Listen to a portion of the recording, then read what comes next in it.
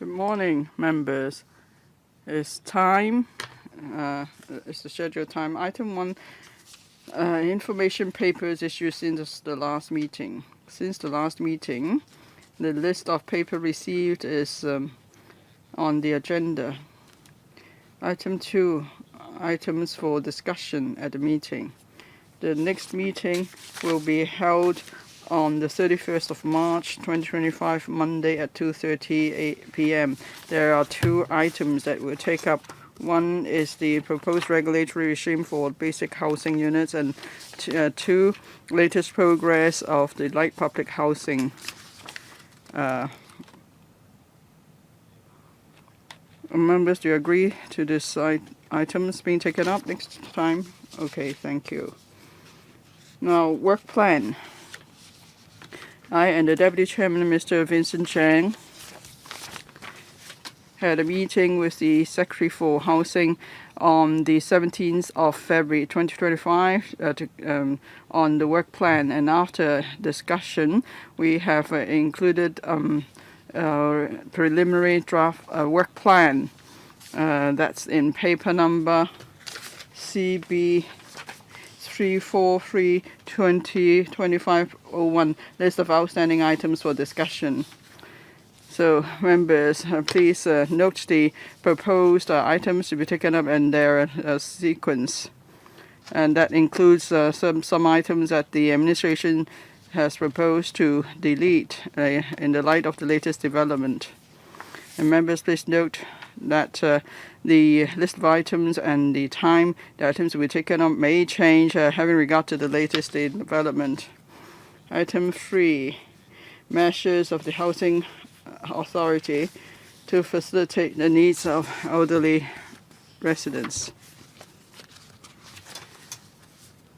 First, we'll invite the administration to join us.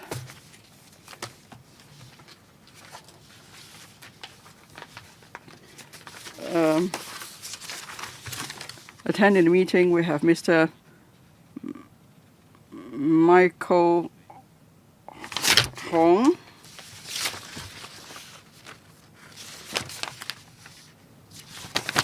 Mr. Michael Hong, Assistant Director, Estate Management, Housing Department, Mr. Ricky Ling, Chief Manager, Management, Kowloon East, Ms. Winnie Chow, Acting Chief Manager, Management, Ms. Elaine Wong, Chief Architect, and Mr. Kevin Chu, Chief Housing Manager, all from the Housing Department. Now I invite them to do a PowerPoint presentation. Who will do the presentation, Mr. Ling? Thank you. Good morning. The Housing Authority cares much about the elderly like all of us. We have various measures to facilitate the elderly so that they could be aging in place and they will have and build a home of well-being for them. On housing arrangement, to meet in line with the aging in place policy, we have a number of housing schemes and arrangements for the elderly. Apart from the various priority schemes, we also have the full rent exemption scheme for elderly households. So the eligible households may move to flats of suitable sizes, and they have the benefit of lifetime full rent exemption and one-off domestic removal allowance. We also have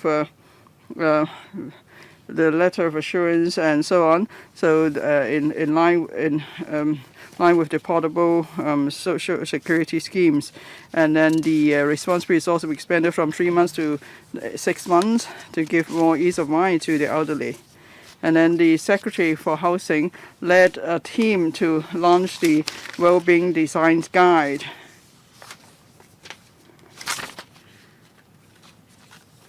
And we have the 2 concepts that take good care of the elderly. That's the age friendliness and intergeneration and inclusive living concepts.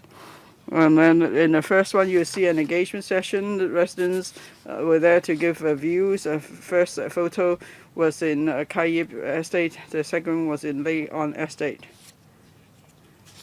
So the Wellbeing Design Guide was introduced, and then we then implement the various measures.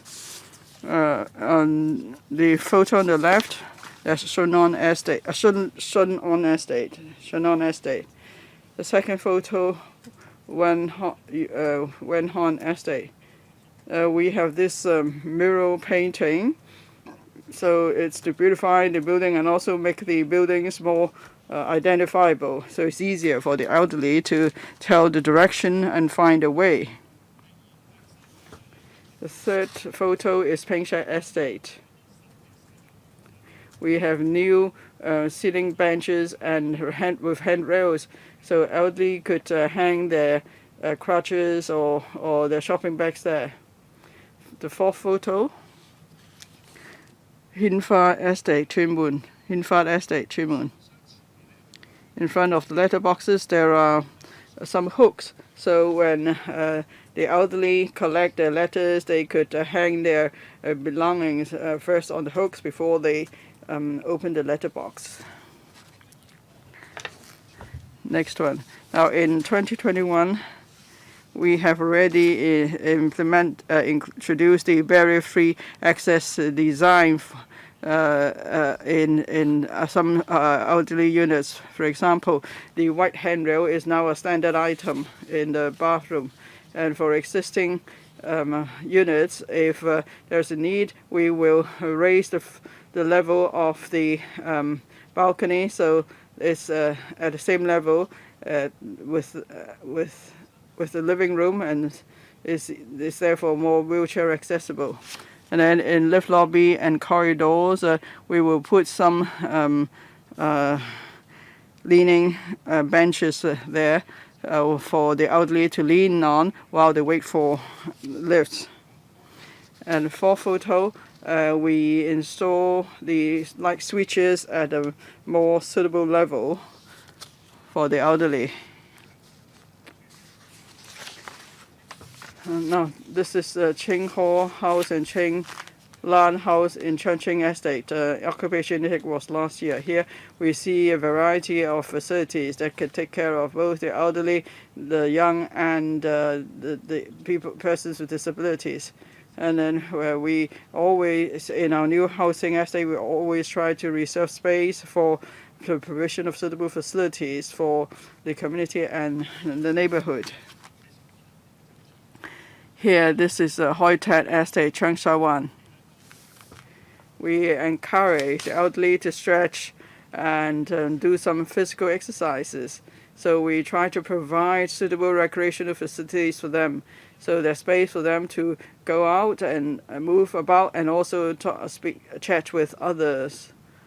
And then we also have the in communal play areas concept. We put both recreation facilities for both children and the elderly in the same place, so grandparents can exercise together with their grandchildren. Here you see the coffee shop, the multi-play areas. That's where children can play, and to the left you see facilities for the elderly. Now in Hong Kong, many buildings are built along the hillside, so the elderly needs escalators to move about. In fact, all the new residents need that too. That's why we have a 20-year lift modernization program since 2001. And you see age-friendly designs such as button cover, lift control buttons, handrails, illuminated visual indicators for floor, and an audio indication system of the stopping floor. This is to address the needs of the elderly. We have so far completed works on about 1,600 lifts, and the next 5 years we will be working on another 550 lifts. And then this is Chungching Estate. Before, there are no lift towers. Now there are lift towers. So from Chungching Estate, at different levels, people can now take take elevators. Application of technology. Well, we do try out various new technology to provide support to the elderly. The photo on the left, that's a voluntary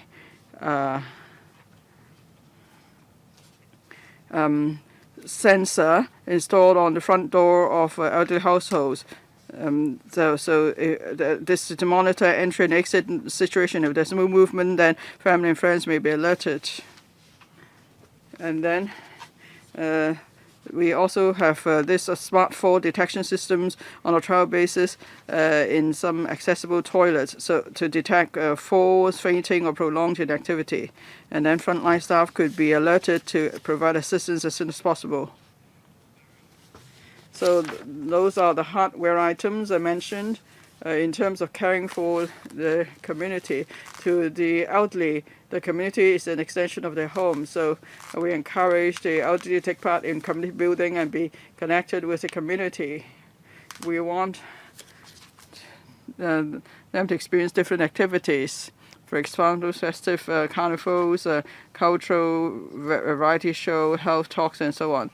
Before the Chinese New Year, the Secretary led colleagues to Kai Tin Estate to do Chinese painting and write string couplets. So the elderly could all feel the warmth coming from our team, and they all enjoyed the activities. The first photo is Kwai Ching Estate at a particular activity. It was in the Mid-Autumn Festival, and it was about distribution of mooncake and the blessing bags. And then National Day, we organized a celebration for the 75th National Day. There we arranged for the elderly to wear Chinese costume to do catwalk. Now, they're not professional models, of course, but they all look so confident. And the secretary also joined the event, so you could see everyone was really happy. It was a wonderful experience. Next.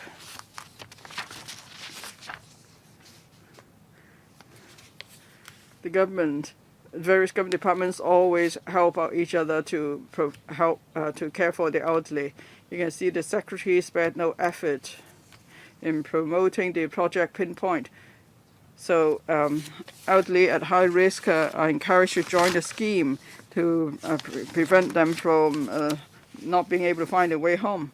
And then there's also the healthy diet scheme and another community project, I Am So Smart community health promotion program. And then in the beginning of 2025, we worked with the Haven of Hope Christian Service to organize checkups, health checkups at Howtek Estate, Chengquan. Oh, the secretary was there too, and then the elderly asked various questions. They learned much from the talk and the checkup. And then, apart from these activities, we also organize physical activities because we want to encourage the public to keep exercising. So at housing estates, we arrange various recreational activities.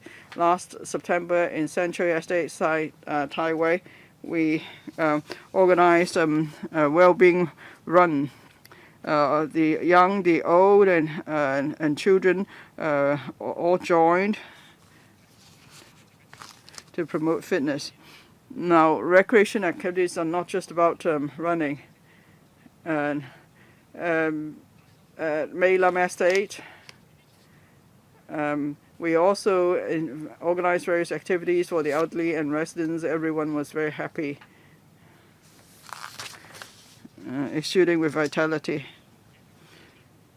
Now, apart from encouraging the elderly to be more active and to go out, we also need to visit them at home. So home visits is important because then we can find out what the needs of the elderly and their carers are.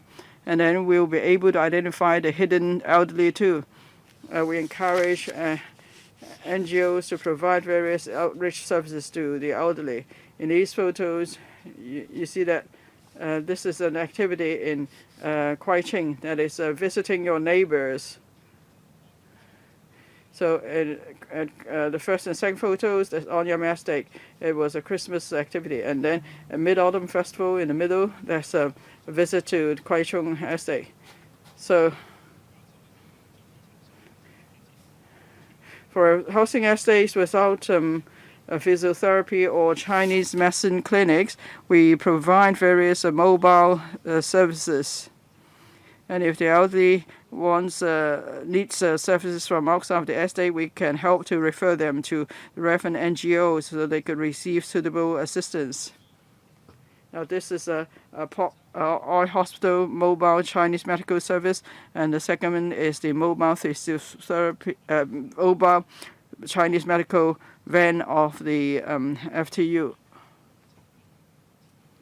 So we work with various stakeholders to provide a more comfortable living environment for the elderly with warmth. So different government departments work together to try to enhance the sense of well-being of the elderly. And we will continue to implement various measures to facilitate the elderly, and we will also review our policies in a timely manner, having regard to the needs of the elderly, so that we could provide them with suitable services and support. So that's all by way of presentation. We welcome views and questions from members. Thank you. Thank you. It's now the Q&A session. Let me first read out the order in which members are going to speak. Dr. Lo Wai Kwok, Mr. Kenneth Leung, Dr. Chen Han Pan, Mr. Leung Man Kwong, Mr. Lee Chen Kung, Mr. Kwok Wai Kung, Mr. Vincent Ching, Ms. Judy Chen, Mr. Chen Hofeng, Mr. Tony Zhe, Mr. Lam San Kung, and Mr. Ring Kong. We have 12 members who are going to speak. That's quite a lot. I'll assign a 4-minute time limit. First to speak, Dr. Lo Wai Kwok. Thank you, Chair. Regarding the measures of the Hong Kong Housing Authority to facilitate the needs of elderly residents, I very much support them. Let me first declare I am a member of the Housing Authority. I have actually visited many of the facilities mentioned. The facilities do not cost much, but they provide great convenience. For example, the installation of leaning benches and handrails at lift lobbies. They do not cost much, but they help a lot. We also have some barrier-free access and the modification works done in units. It's not just for elderly persons, really. They should be universal design because they can help anyone. Say grab bars in bathrooms. They can help not only elderly persons, but the general public. It would prevent home accidents. So I think it can be a part of the universal design. On to my second question. We have some elderly priority schemes, and we actually have a lot of households that have elderly family members living with their families. So we have, as I said, some priority schemes. We have the Harmonious Families Priority Scheme, as well as the priority scheme for families with elderly members. These are schemes that are doing good things. It shows the society's respect of the elderly. It is also a great value in the Chinese culture. I think the Housing Authority can do more. I hope that we can have greater concessions within these schemes so as to encourage the young to choose to live with elderly members and show respect for the elderly.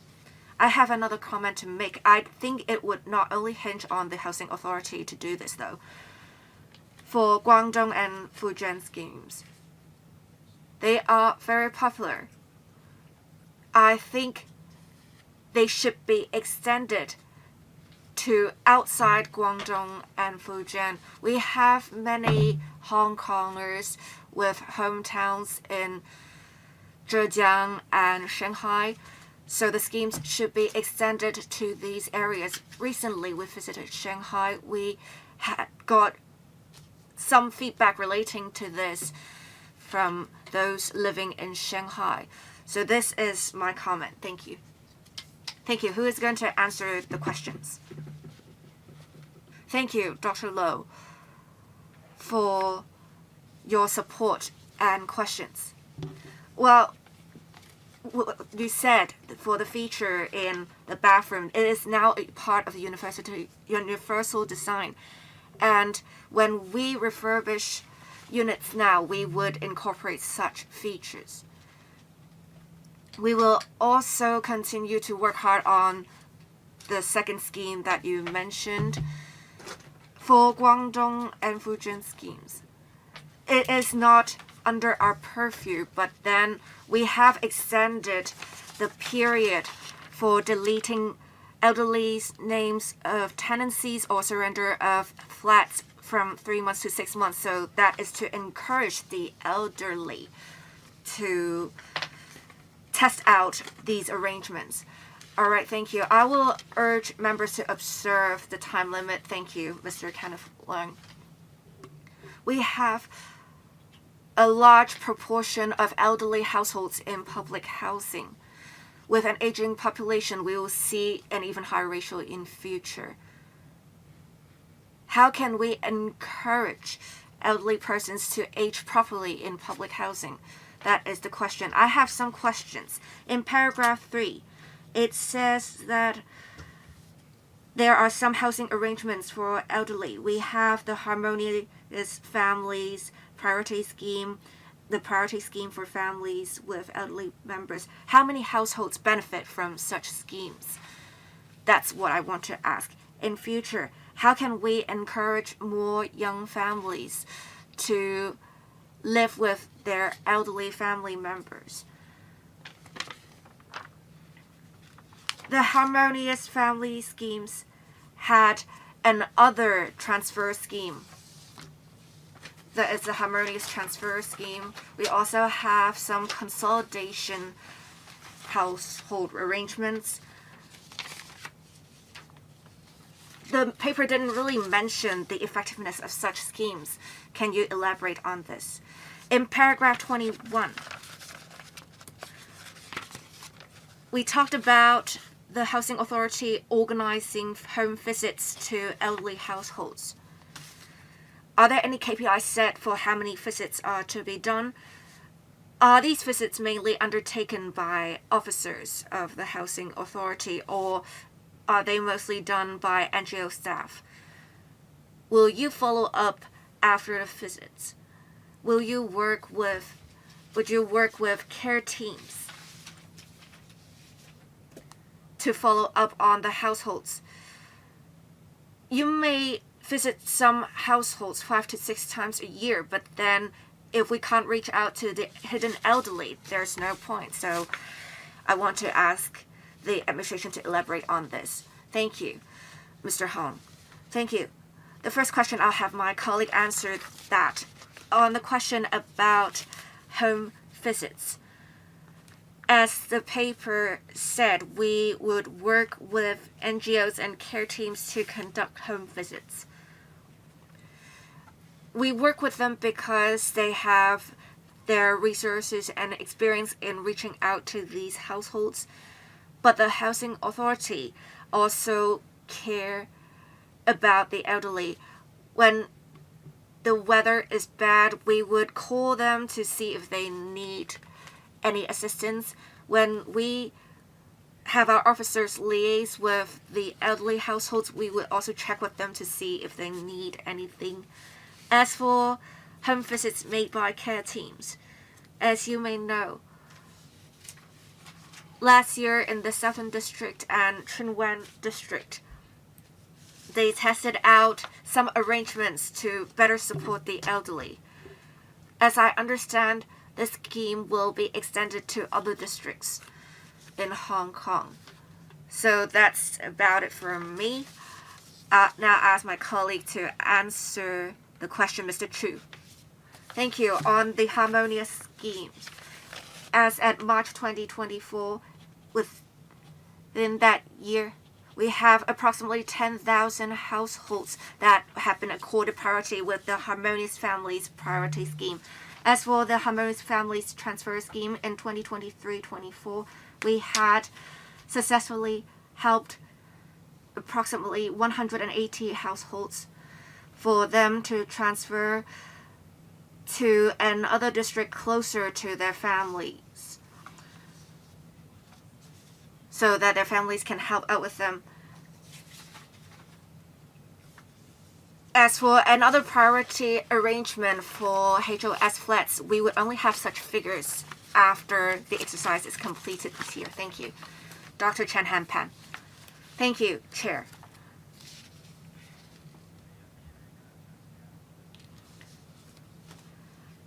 For the priority scheme of elderly households and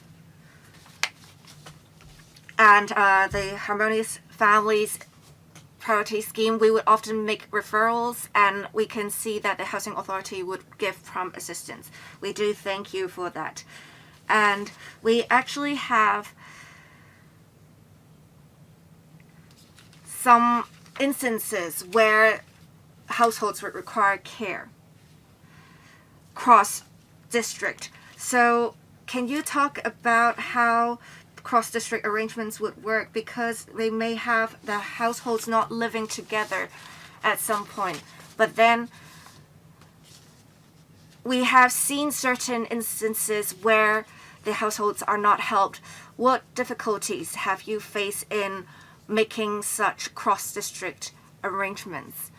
As for barrier-free facilities, we have seen the Housing Authority do a lot, but then as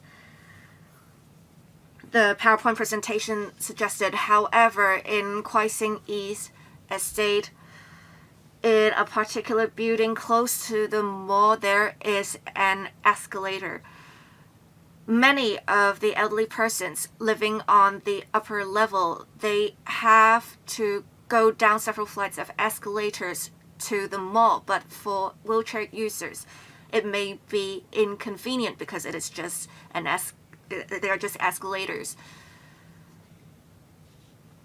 So I think if you have a lift, that would be beneficial, but we have been talking about it for a decade or so. We haven't seen any solution being put in place. So would it be possible for you to implement an extensive program so that we can introduce barrier-free access in more housing estates? This is to deal with the aging population issue. We do not need large-scale lifts. We can only have some lifts that would go down a few stories. That would already help. I may not have the details about Kwai Sing East Estate. We have issued 2 guidelines on barrier-free access. I believe in 2010. We have already reviewed the barrier-free facilities in various housing estates, and we have added quite a lot of barrier-free accesses. But I would urge members to please understand, for some housing estates it's simply not possible. But then, as I said, we will try our best.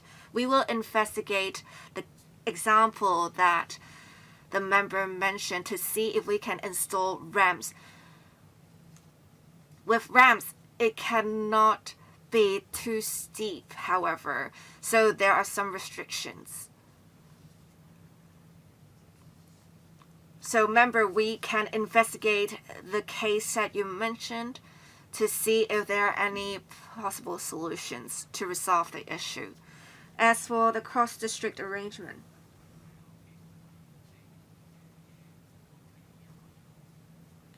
in general, we adopt a people-oriented approach, but for transfers, we need to make sure it is fair. We also have limited resources. They need to show us that they have special needs, and if they have shown us that, we will try to provide assistance as much as possible. Thank you. Mr. Lemon Kwong. I agree that we should provide measures or facilities that would help elderly residents. I would like to know more, though. We have some communal play areas in estates. I want to know more about the progress. Those examples mentioned in the PowerPoint presentation are the newer estates. For the older estates, when they were constructed, this idea had yet to be introduced. When we refurbish recreational facilities in housing estates, would we put in place the communal play areas? Second, on the funding of the housing authority, we have some funding going to activities held for elderly residents, and I actually took part in an estate festival activity. I very much appreciate it because we can see the housing authority working with other centers to help residents. Will we have in future some thematic activities such as green activities or fire prevention activities, or we would have activities with the participation of housing officers or estate officers? Will we set some KPIs for officers' participation? Lastly, on Harmonious Families Transfer Scheme, I heard that 180 households benefited from this scheme. But then when we talk to some of the citizens, they mentioned there are some difficulties. So if one part of the family lives in an urban area and the rest of the family lives in the new territories, they can't have the household move to the urban area.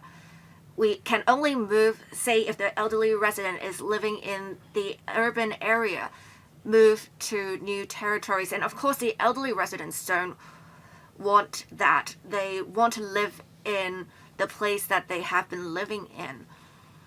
So in future, can there be a relaxation of this restriction so that people don't have to move to new territories necessarily? Thank you.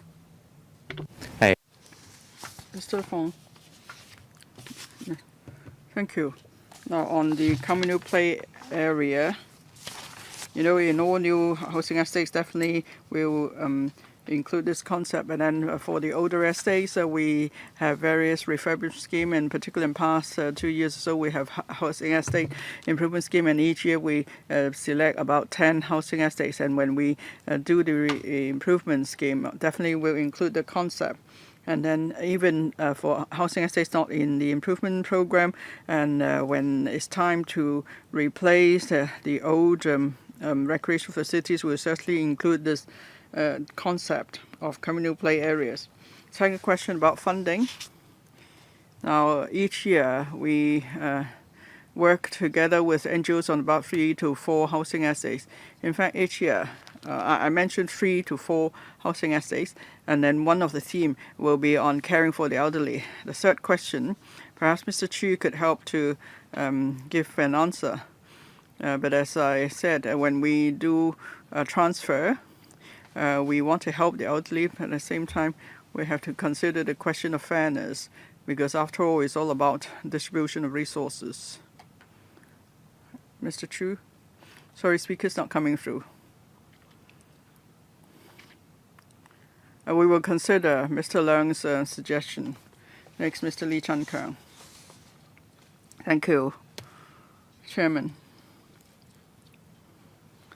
We see that the Housing Authority has provided various facilities for the elderly, and on behalf of the elderly, I want to thank you because we will all become old too.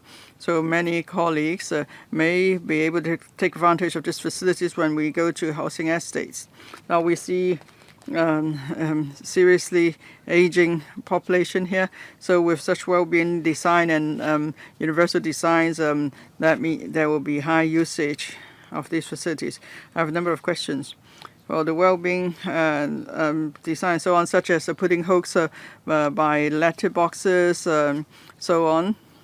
So is this design rather common in all housing estates, or are only 50% of the housing estates covered? When will we complete the work for the rest? And then you provided various facilities, including technology. Now, will you also consider helping to install emergency call buttons in elderly households, or provide Wi-Fi to them so they are able to seek help, and also will facilitate their day-to-day living? I think it's a very caring facility for them. And now, and also there are so many scam cases involving the elderly. So will you help the elderly to install Scam Meter Plus and provide Wi-Fi, even 5G, or you can work with banks nearby so we can prevent the elderly from transferring money from their account to some unknown accounts? So what have you done in this respect? Thank you. Thank you for your questions, Mr. Lee, and thank you for your support of our work on well-being design concepts. Well, the guide was only launched in September last year. So in newly completed housing, the estates will include the concept, small items like hooks. These will be in all the new estates. But then for existing estates, again, we have to install the facilities step by step. Well, these are small items, but that will make a huge difference. So we'll definitely include these items where we could. But of course, it's a matter of resources. When some of the items are not due for replacement, we'll have to wait a bit. But then when it's time to replace items, certainly we will include this idea. So how many housing estates have you covered now? Don't tell us you've only covered 1 or 2 housing estates and you try to, exaggerate the effect. Now, we're just doing a presentation to tell you what we're going to do in the future. So how many estates have you actually covered? Well, it takes time to install the items at the housing estates. Hinfat Estate and Yuan Estate, these are newly completed estates. Already such designs are included. Now we have to choose 10 estates each year, and maybe it's not yet time to renovate the lobby, but where we could, we will include the facilities later. As for the emergency call, emergency alarm system for the elderly, we give them subsidy, $20,000. On preventing scams, we work closely with the police.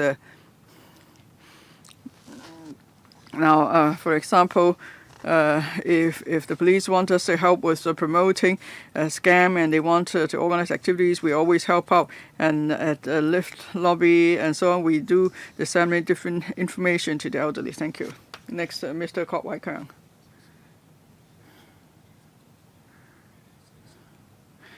I thank the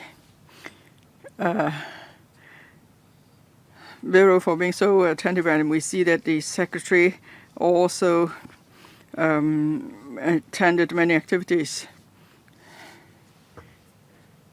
We must always respect the elderly, and we want to give more assistance to the elderly and improve their day-to-day living by improving facilities and designs. That's of course good. Now in the paper, says that for elderly who voluntarily join the scheme, they will the authority will install the motion sensor at the front door of the elderly. Now, if the elderly can make the application, that means they are still in relative good state, but then there are others who cannot really attend to themselves, and how will you inform them about this scheme? Will you visit them at home, maybe, and tell them there is such a arrangement?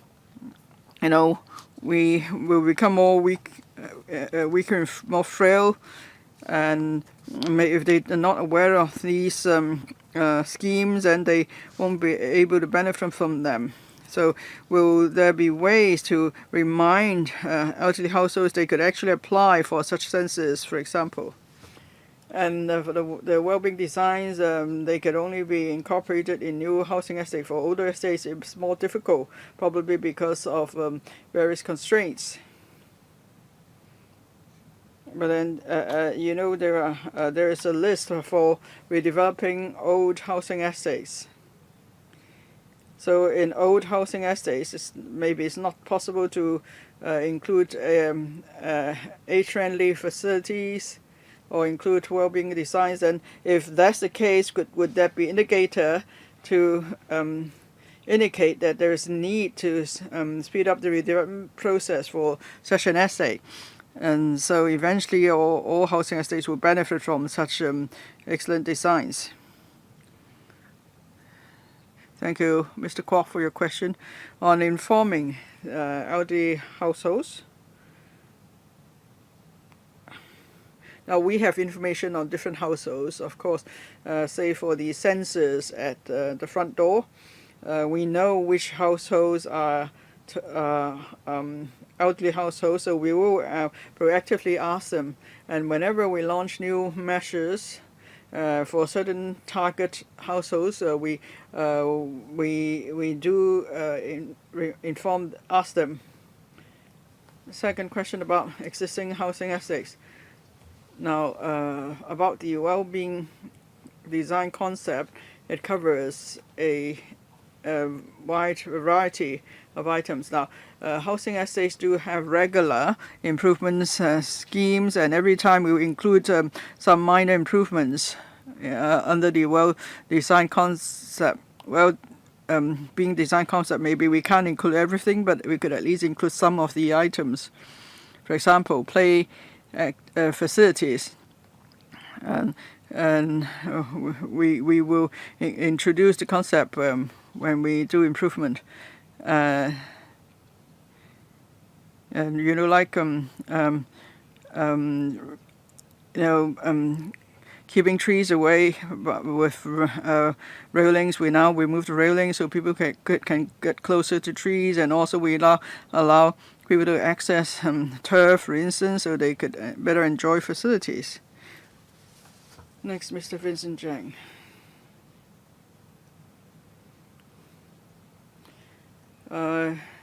Welcome more age-friendly facilities. I was involved in the well-being design guide exercise. The 8 directions are good, but then members mentioned implementation now. I remember there are many booklets produced after the study, the consultation, and so on. And to be fair, you only came back to tell us about the design in October last year, but we want to know how much you can do actually in a year or two. So you need to give a report. Will you consider providing us with a list some time later and tell us how many estates you've covered and where?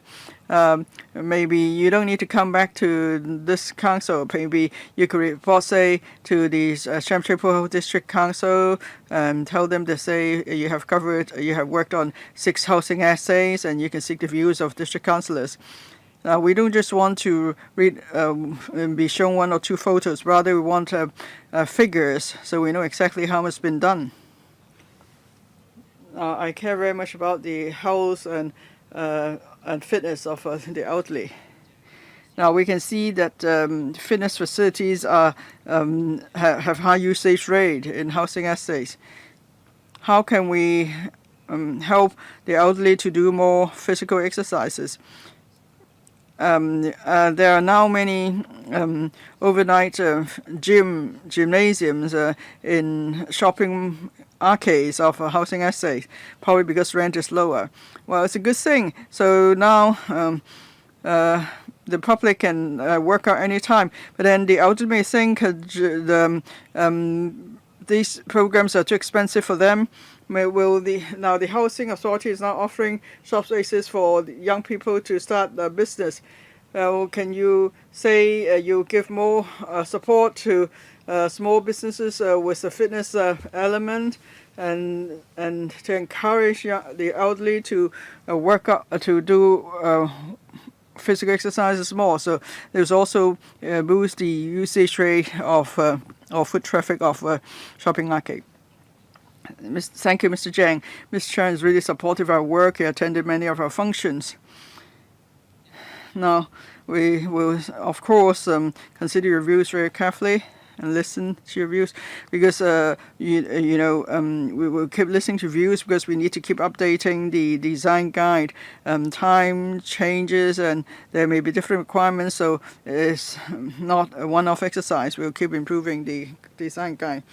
Now, Hinfat essay and another essay I mentioned, they've just been completed already. We've included these concepts, and for other new essays being completed, the concept will definitely be included. Of course, we keep an open mind to listen to views. And we certainly welcome views from stakeholders and others. If they see any room for improvement, do let us know, because we know we can always do better, and there's always room to improve the design. So that's why we welcome views from everyone. About the well-being design concept, yes, we'll see if we could include that. And about promoting physical exercise for the elderly in housing estate, we will keep doing such promotion. And if there are any organizations that want to organize activities, we will always give them support. So if there are such groups in the community that want to do that, we welcome them to work with us. Thank you. Chair, I'll be brief, but they haven't really answered my question about setting KPIs on what to do. Of course, you can improve design continuously, but will you set any KPIs? Sorry, I probably wasn't clear enough. For the newly completed estates, you will see the well-being designs. Thank you. I think everyone is asking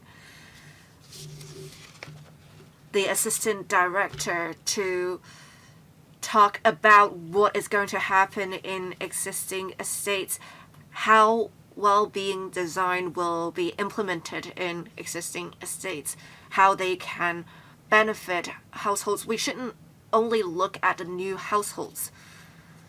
We need to make sure we are benefiting the existing households as well. Chair, I'll be brief.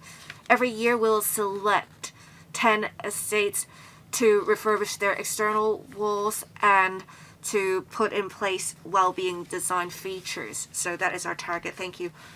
Ms. Judy Chan, I would like to thank the Housing Authority and the Housing Department for their efforts in taking care of the needs of elderly residents. I have one question and two suggestions. I'm concerned about resource allocation. In paragraph 4, we are seeing how there is a transfer scheme. And when we talk about only 460 elderly households having been successfully relocated in the 4 years, would the administration consider this to be a low figure? I think the scheme should be quite attractive, but 460 sounds like a low number. Is it because elderly households don't want to go to another district? Would it be possible for you to allow same district transfers that would be even more attractive to elderly persons? In paragraphs 21 and 22, we have seen volunteers and care teams delivering meals to elderly persons. Delivering meals is quite important because everyone has to eat. Now, we have put in place the well-being design features to facilitate living of the elderly persons. How can we facilitate the needs of elderly residents in eating? Is it possible that we can have community canteens in housing estates? In older and new housing estates, I can see elderly persons being idle, or they do not have much that they want to do. They may not have many friends, so that you would just sit under a tree for the entire day. Some may play chess with themselves. I did see that. I think with community canteens, it does not only take care of the meal needs of elderly residents, it also provides a place for socialization of elderly residents. Of course, we shouldn't offer the food for free, but the food may be offered at affordable prices. In paragraph 22,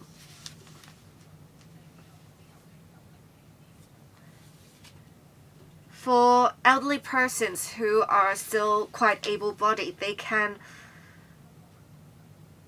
volunteer. They may not have a job, but they can still help, say, their neighbors. So if they can become volunteers, and you can give them credits of community canteens for them to deal with their meal needs. Excuse me, can you go to your question soon, because you're approaching the time limit. I think refurbishment of external walls is good, but then can we use paint that would cool the buildings, because elderly persons don't like turning on air conditioners. I think we can be more forward-looking in this regard. Mr. Hong, I'll be brief. For transfer schemes, transfer arrangements, there are 3 chances for elderly households to select housing, but we do understand that elderly residents, having lived in their original units for quite some time, there may be concerns. That's why we have provided an allowance for removal, and we also provide other kinds of support. As for the paint, that is the third question. We have been looking into different options. As for working with NGOs, we have provided rent concessions to NGOs for them to provide more services like such. Thank you. Mr. Chen Hopfeng.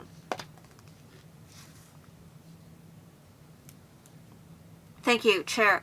I know that in my work in older housing estates, the government has done much in putting in place the well-being design features. So we have seen some improvement in the facilities of existing estates.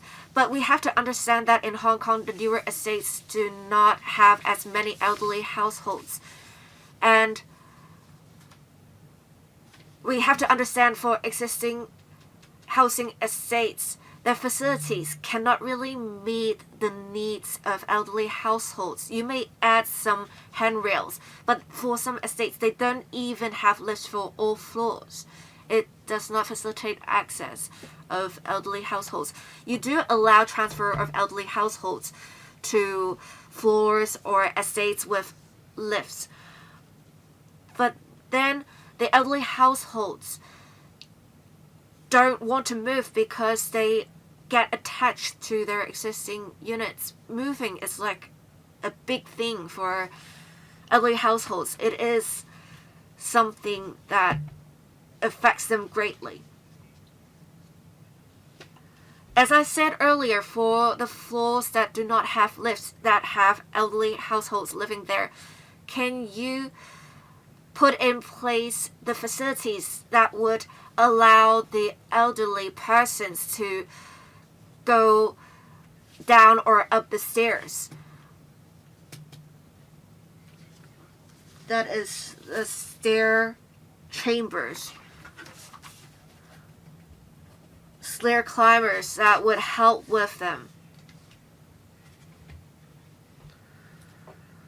I think we should also talk about home visits. At Wafu Estate, you have done well. You have worked with care teams to issue notifications to singleton and doubleton elderly households to see if they're interested in home visits.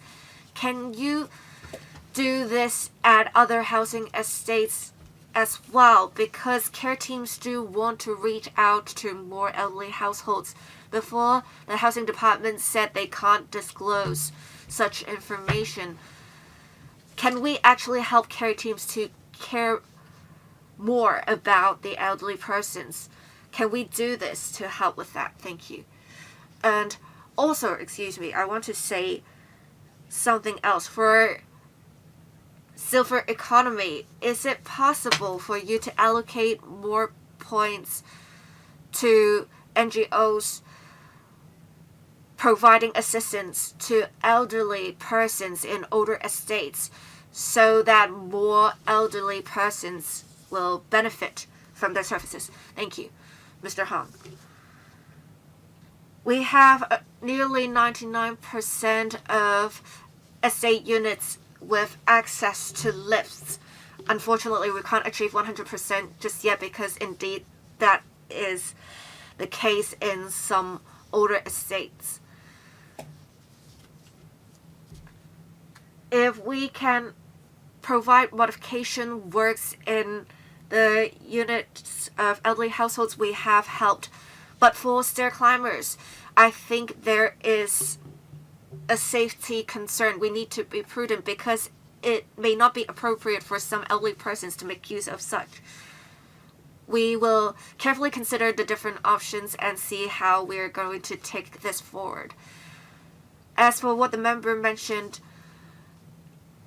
for care teams, how can we allow more care teams to reach out to elderly households? We do note your suggestion. As for your other suggestion, we will also carefully consider that. Thank you. Mr. Tony Zhe. Thank you, Chair. We have an aging population in Hong Kong. I have all along been calling for aging in place and inclusivity in the design of housing, and we should make good use of technologies to better meet the needs of elderly residents. I do appreciate the efforts of the Housing Authority so far. I want to follow up on a few points. 1. Allocation of housing to elderly households. Have you reviewed the threshold being 60 years old is appropriate? Because we now have a longer lifespan, we need to probably review the threshold.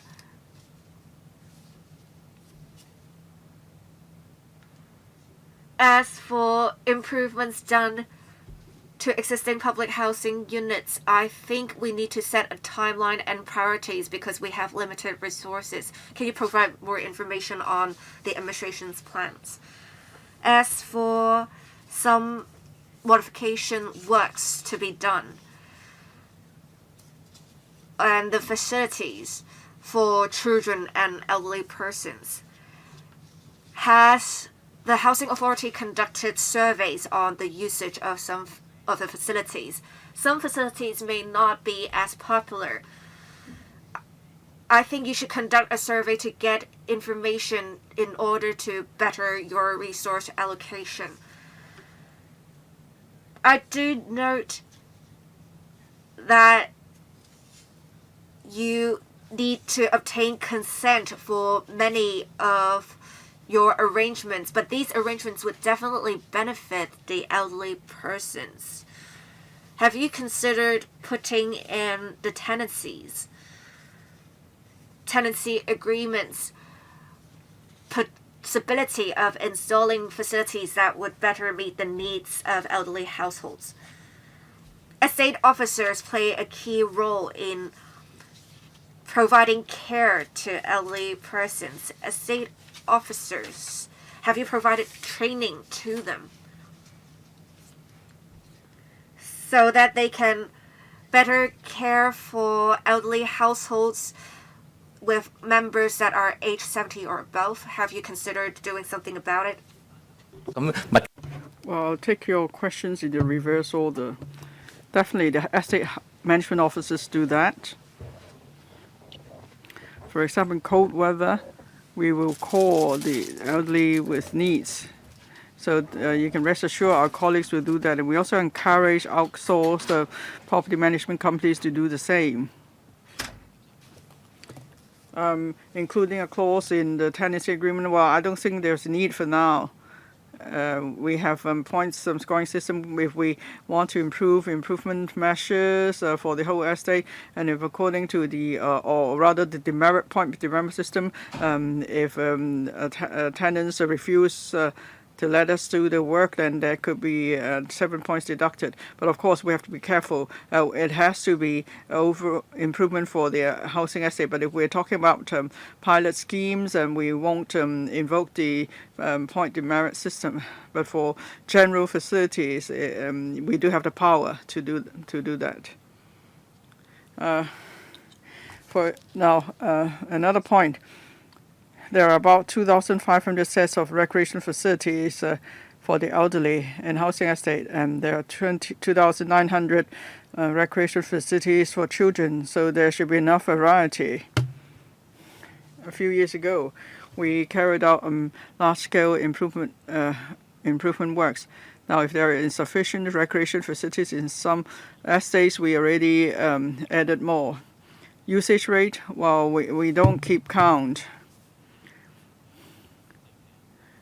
But of course, we have SA officers on site. They walk around, they'll see which facilities are more popular. And of course, there's feedback from residents as well. So we'll know which facilities are more popular and which are less so. But then we don't actually keep statistics of the actual usage rate. And another question, 60-year-old. Yes, we'll bear that in mind. Bear your point in mind. We'll see whether the committee as a whole will accept raising the age threshold for elderly households. Thank you. Mr. Ambrose Lam. Thank you. Now, members commended the HA and HG for their work in supporting elderly. Now, I have two questions. In public housing estates, there are the estate management officers, and then there are charitable organizations to provide service, and as well as care teams to provide service. So the HA, the charitable organizations, and the care teams, do they share information? Could there be coordination of the three parties to avoid duplication of service or undue competition, so we could use the limited resources to serve more people? That's the first question. Second one, now we have limited resources. When the HA provides various facilitating measures and services, do you do any keep any information on the demographic structure of a housing estate, so you know how many elderly persons there are in an estate and what sort of service you need to provide? Thank you. On coordination, definitely we will do that because, as you point out, there are limited resources, so we'll make sure there won't be duplication on the use of resources. So, yeah, so we do coordinate the different efforts. As for the demographic situation in each housing estate, we have full information on that. If I can ask another question. Now, so different parties may have different KPIs and duty requirements. So do you have regular meetings among the three parties to make sure there's proper coordination? I think at the local level in individual housing estates, they will make sure there's coordination. because every time when we go to housing estates, we know the care teams, the district councillors, everyone very well. So is the need to have regular meetings? Maybe it's not necessary. But then on a day-to-day basis, I see there are many WhatsApp groups for communication. So they use a more practical approach to achieve the same purpose of coordination. Next, Ms. Doreen Kong.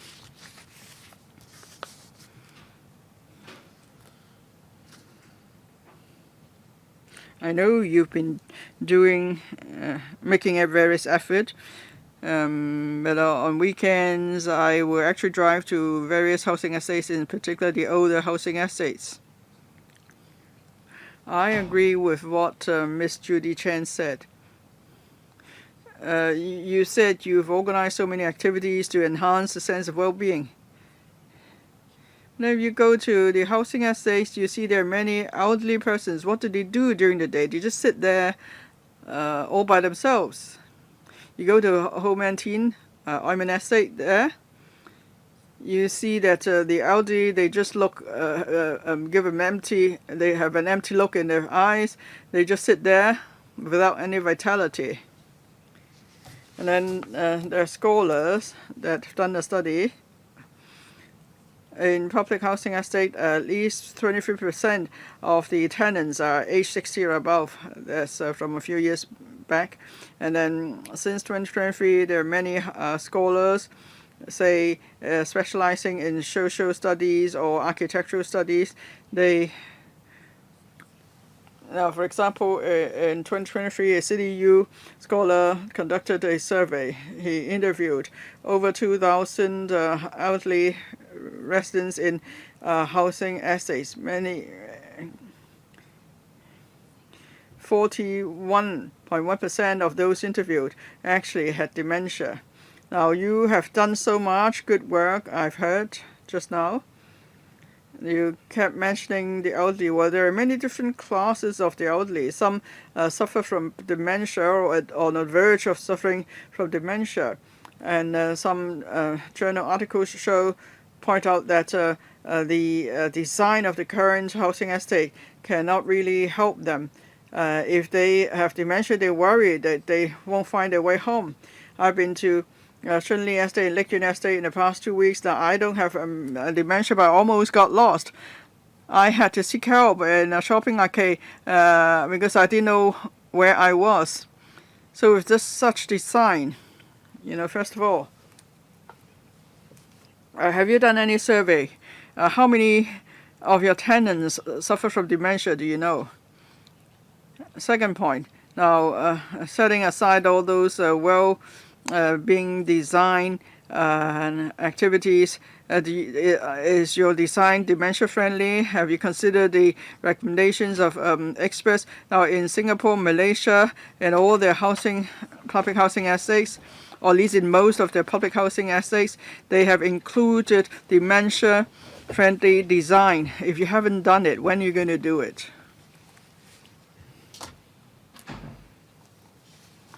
Mr. Hong? Thank you. Now, the public housing estate is for everyone living there.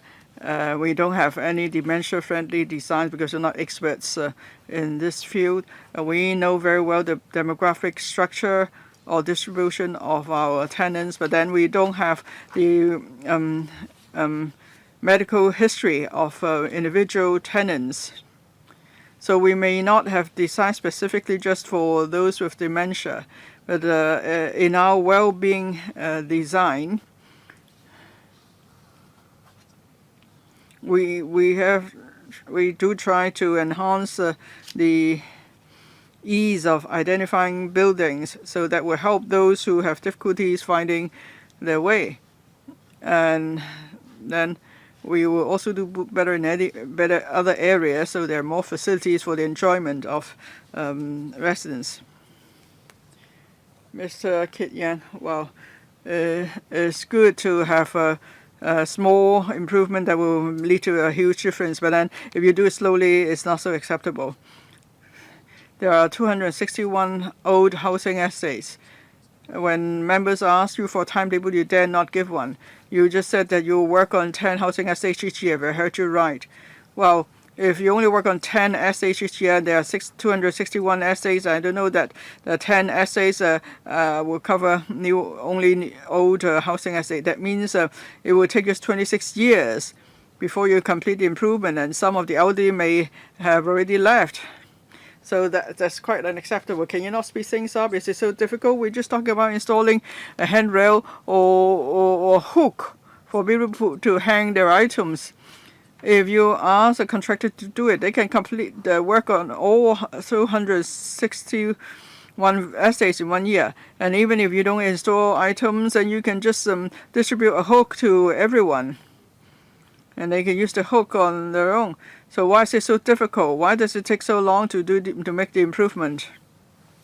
Another point. Now many elderly had that hearing, or their visions may not be as good. So can you install a new type of doorbell, so it's not just ringing sound, but also there's some flashing light, so the elderly know someone is at the door? These are just minor improvements. Do you need, major facilities like a sensor to sense whether someone to sense the entry and exit? Now, I don't think you would give that sensor away for free. If you do, I would support that, of course. So, and then you have to consider whether the elderly could afford to pay for the sensor. Another point: lifts. I think you need to improve the lifts. Lok Tong House, Lok Fu Estate. Many elderly residents have asked for an elevator that will take them to the Junction Road podium. But next door is the Link Reed shopping arcade, so that's why you can never work out who's going to pay for it. So can't you just pay for the construction? And then you say you won't. So that means there's never any improvement. So you need to change your policy too.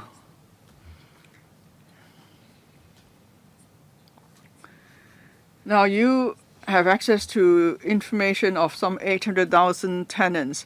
So shouldn't you work closely with the social welfare department? You don't need to ask the care team to knock on doors and find out if elderly person has dementia or other mental issues, because you have access to information of over 800 tenants, so you know more or less what the condition of resident is when he or she moves into your unit. So you don't need to wait for the care teams to find out. Of course, it's necessary for care teams to visit them, but when it comes to referral to professionals, you are more than able to do it, and you should have done it much earlier. So these are also small improvements that will make huge changes, and you should have done it long ago. Mr. Hong. Now, for the 10 estates I mentioned, we talk about large-scale improvement. So each year we'll first decide what improvements need to make to housing estate that's chosen. So that's a relatively large-scale improvement. As for regular improvement each year, yes, we also include the new design concepts where possible. Now, for Lok Fu lift. Now, that particular site is jointly owned by Linkread and us, so we need to have the agreement of the Linkread before we could proceed. And we have already an initial design, and Linkread has different views. We'll continue to convince them.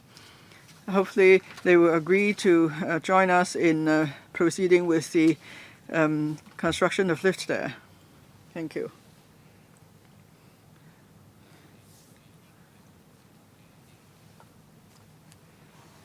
Now, about the information of individual tenants. Now, if we see that there are certain tenants with special needs, we will we do keep in close liaison with the social welfare department to see how we can help those residents. Thank you. It is now my turn to speak. Many members were concerned about whether adequate support had been provided to elderly households. we understand that there is an aging population in Hong Kong. Even if we are doing something, it may not be enough to catch up with the pace of the aging of the population. We need to make sure we are tackling the needs of elderly residents. I'm actually quite concerned about the situation that with some of the housing estates having a dominant population of elderly persons, and they have shopping malls that are quite vacant. Have you tried to conduct surveys on the situation of elderly persons living in the housing estates? In fact, I think Santon Estate is one example. It may give off the impression that you're abandoning the elderly persons living there. I also want to ask about the trial arrangements of having sensors installed at doors of the elderly household units. Have you conducted surveys on how many elderly households are willing to have such sensors installed? Have you gauged the effectiveness of the arrangements? Will you extend this arrangement to more households? Thank you. Thank you. We do have information on the age distribution of estate population. We do see certain estates with a higher elderly population. That's why when we plan for improvement works, we will make sure the facilities for elderly residents will be installed at these estates. We will also hold workshops that would have some elderly residents participate in them, and it would help us better gauge the way forward. You may be giving general information. I have actually given a concrete example with an estate that is mostly vacant. The elderly persons, the shops are mostly closed in the shopping malls. How can you make sure the needs of elderly residents are being met? We do have relatively low vacancy rate in shopping malls. We also provide in 20% of the shopping malls medical or social welfare facilities. In Santin Way Estate, it is divested, so it is not under our purview, but we have been working with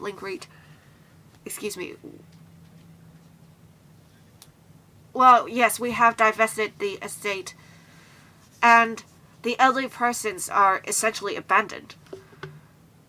Well, we will convey your suggestions to the relevant body. After all, it has been divested, so it is now a commercial decision for the relevant body.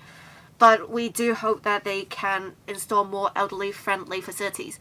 What about my question on the sensors? It is a trial arrangement.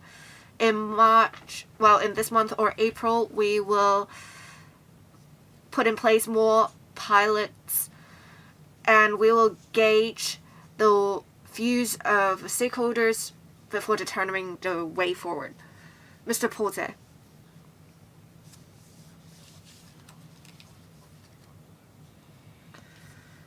I understand the government has tried to improve the hardware and software to better meet the needs of elderly residents to enhance their living quality.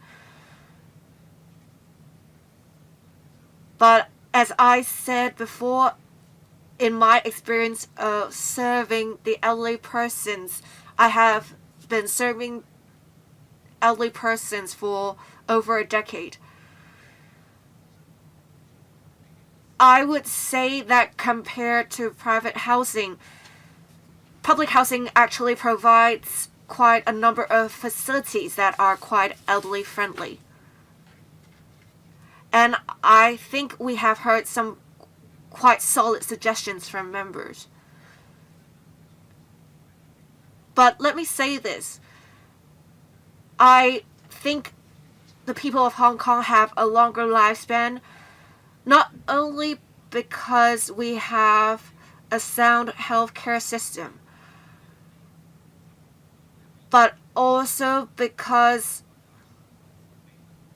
we have a lot of social circles in Hong Kong, and these social circles are quite close-knit. People can gossip to each other, and in a good way, because it can prevent dementia.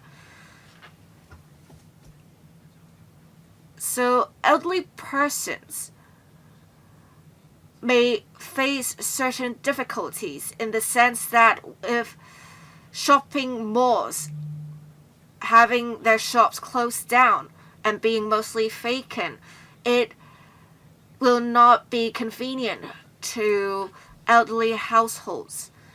So is it possible for us to provide concessions to merchants so that they can operate more facilities, maybe like what Ms. Judy Chen said, to operate community canteens? If we already know the profile of certain estates having a predominantly elderly population, can we adopt a more people-oriented approach so that in terms of rent, in terms of facilities, we can provide more elderly-friendly measures so that they don't have to just sit there, they can socialize with each other, having places where they can talk. Maybe we can even put in place a TV for them to watch the different TV programs, maybe a football match.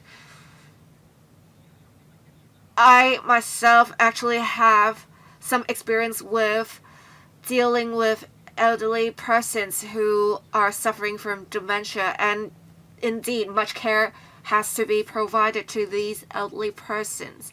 I think the way forward is to make sure we are accommodating these persons instead of just talking about the figures.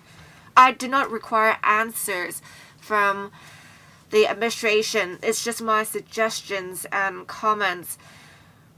I was in Seoul Estate when I was little, and every month we would have the housing officers coming to collect rent.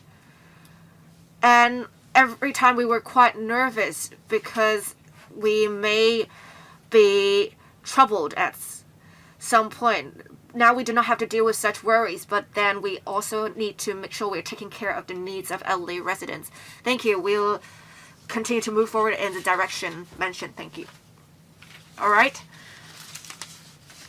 All members who have indicated their wish to speak have spoken. Let's move on to the next agenda item. Agenda item number 4. Review of income and asset limits for public rental housing for 2025 to 2026. Let me first invite representatives of the administration to come inside the conference room.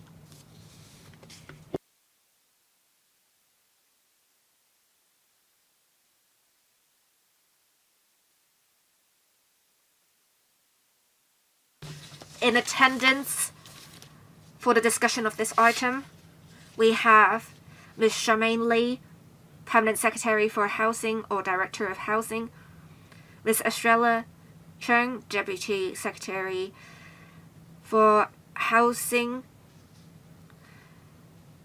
Deputy Director Strategy, Housing Department, and Ms. Cherry Young, Assistant Director Strategic Planning, Housing Department. I believe that representatives of the administration will first give a PowerPoint presentation when you're ready. Please. Thank you, Chair. The Housing Authority has been trying to provide low-income families without rent, who cannot afford renting private accommodation, provide them with public housing. There are income and asset limits put in place. And in accordance with the established mechanism, we will adjust the income and asset limits to keep them in line with the prevailing socio-economic circumstances to make sure public housing resources are allocated to the families in need. We have completed the review exercise for 2025-26, and with reference to the findings, the proposed PRH income and asset limits for 2025-26 will both increase by an average of 1.7% over those for 2024-25. After today's meeting, we will consolidate members' views, and next Friday we'll go back to the Subsidized Housing Committee to invite their members to endorse the recommendation. I will now ask Ms. Cherry Young, the Assistant Director, to brief members on the review mechanism and the findings of the review for 2025-26. Thank you. Assistant Director.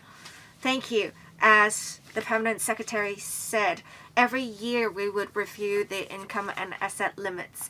If one has passed the relevant limits, one is seen as not a low-income family who is unable to afford renting private accommodation. Let me first talk about the review mechanism. We adopt a household expenditure approach. So that would consist of housing costs and non-housing costs. And we will add on a contingency provision of 5%. We can see in this slide, we would have for housing costs, a component would be the unit rent for a private flat comparable to public rental housing times average reference flat size, and this would be the average space allocated to PRH applicants in the past 3 years. As for non-housing costs, we would have reference to the latest household expenditure survey conducted by the Census and Statistics Department, and we would have reference to the average non-housing expenditure of the lower half expenditure group obtained from the housing expenditure survey. We will exclude elderly households. We will also have another component that is the change in CPIA, excluding housing costs, or income factor, that is change in nominal wage index.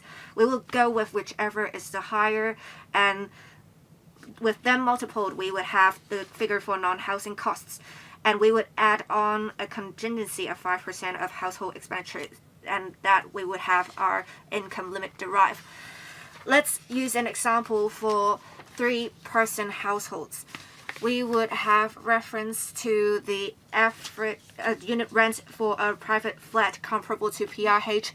That would be $369 at the moment, and that would be multiplied by the average reference flat size of 29.9 square meters. So the housing costs would be $11,033.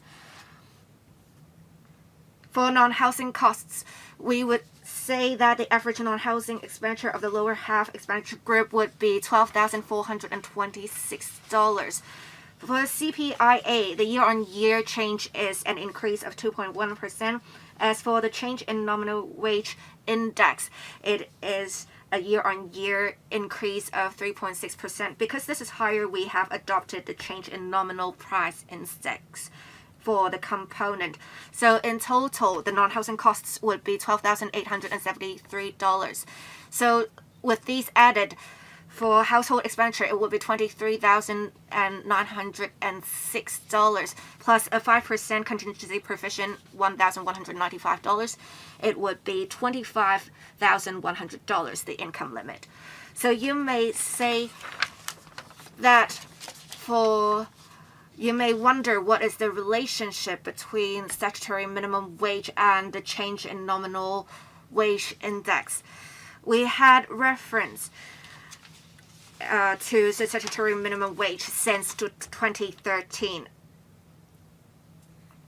And statutory minimum wage, the group receiving such wage is quite similar to the group assessed under nominal wage index, such as those working in the F&B industry. So as you can see here on this slide, the index change, the change in nominal wage index can really show the change in statutory minimum wage. So the green line shows statutory minimum wage changes. So you can see that there is a 50% cumulative change in this 2025-26 year, and you can see the change in nominal wage index has gone up roughly at a similar percentage. It is 55% in the year for 2025-26. And as I said earlier, if CPIA's change is higher, we would adopt that. If nominal wage indexes change is higher, we would adopt the higher one. So you can see that this approach has worked well because the income limit has increased by 76%, much higher than the change in statutory minimum wage and nominal wage index. And now you can see on the slide the income limits. So the change is 0.2% to 2.4%. Next, for the review of the asset limits, we would have reference to the movements in CPIA over the year when adjusting the asset limits. So the CPIA has increased by 1.7%. So you can see here the asset limits being increased by 1.7%. For elderly households, their asset limits will double. That's it for our proposals. Thank you. Chair. Thank you, Assistant Director. It is now the Q&A session. Let me read out the order in which members are going to speak. We have 8 members who have pressed the request to speak button. Mr. Chen Hofeng, Mr. Tony Zhe, Mr. Lerman Kwong, Dr. Wendy Hong, Mr. Lee Chen Kong, Mr. Yang Wen Kid, Mr. Lam Sun Ker, Ms. Doreen Kong. I'll assign a 4-minute time limit. Questions and answers included. Mr. Chen Hofeng. Thank you. Chair. With the adjustment of income and asset limits, we have an established mechanism. I do respect this.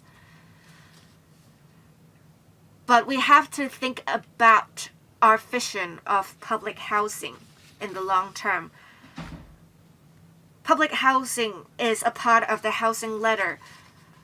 If we have set the limits to be too low, people don't really want to move up in the housing ladder because people would rather not work as hard to make sure they are still within the limits.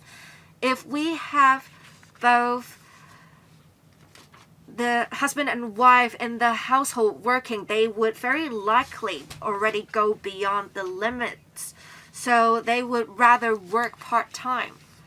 I don't think we should have a mechanism that is punishing those who are working hard. We need people to make a proper living and just work hard. So the DAB has been advocating for the relaunching of TPS Tenants Purchase Scheme. We need to make sure people are moving upward in society and moving up the housing ladder instead of kicking them out of public housing when they cannot meet the limits, when they go past the limits. So we have basically the elderly persons living in housing estates, and we would not see people moving up the housing ladder. We would not see vitality in housing estates. That's why we have been advocating for the relaunching of Tenants Purchase Scheme. We can deal with this.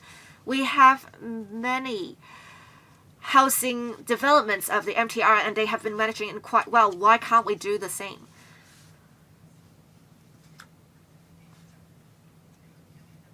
When will you review the mechanism so that we can actually make sure people can move up the housing ladder? And what do you think about the relaunching of tenants purchase scheme? Thank you. Ms. Lee. Thank you. The member asked several questions, basically on whether we will review the review mechanism. We have adopted some objective standards, and we have at appropriate times made adjustments to the mechanism. For example, when statutory minimum wage was introduced in 2013 and 14, we have introduced the income factor, that is the change in nominal wage index. We have continuously reviewed the review mechanism. We put in place income and asset limits to make sure we are helping low-income families who are most in need, who are unable to afford renting private accommodation. As for what the member said about the tenants purchase scheme, we do note that there are calls in society for the relaunching of the scheme. In 1998, when the scheme was first launched, we still have 30,000 units that are unsold. So in 2020, the Housing Authority has decided to speed up the selling of the units in 39 estates. We will provide incentives to those interested to purchase the units. We have also recovered units in tenants purchase scheme to sell in the green farm scale scheme and the home ownership scheme. We do note that there are calls for the relaunching of the tenants purchase scheme, but then we still see a shortage of public housing. If we launch the tenants purchase scheme again, it may lower the number of public housing units available for allocation. It may affect the waiting arrangements and waiting times of public housing.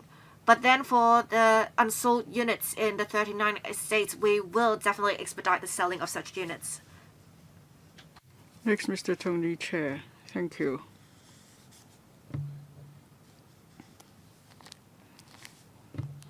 As the Permanent Secretary pointed out, public housing is for those in need. I'm sure we all agree. At the same time, public housing is an invaluable asset. It takes cost to farm land and construct public housing. So each unit costs more than $1 million, and then there's repair maintenance too.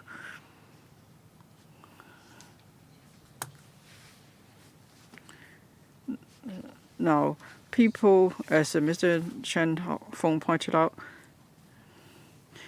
may do something undesirable as they try to meet the eligibility criteria. Say they don't work or take up low-paid jobs. That is not good for the community as a whole.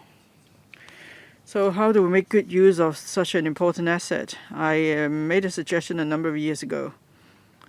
Now we have a housing ladder to take care of different income brackets or people with different level of affordability.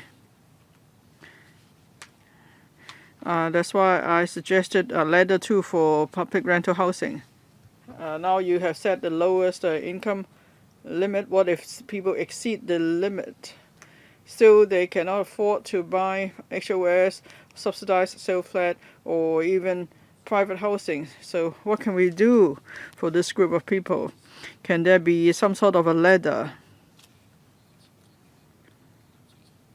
For example, if they exceed your income limit by a certain percentage, then you can just charge them higher rent, so they won't be caught in between. I hope you'll consider it. Because we don't want to see this strange phenomenon, people lying flat, not taking up work, spending up all their money, not making savings so that they are eligible for public housing. I hope the government will consider that. Permanent Secretary, thank you for the suggestion.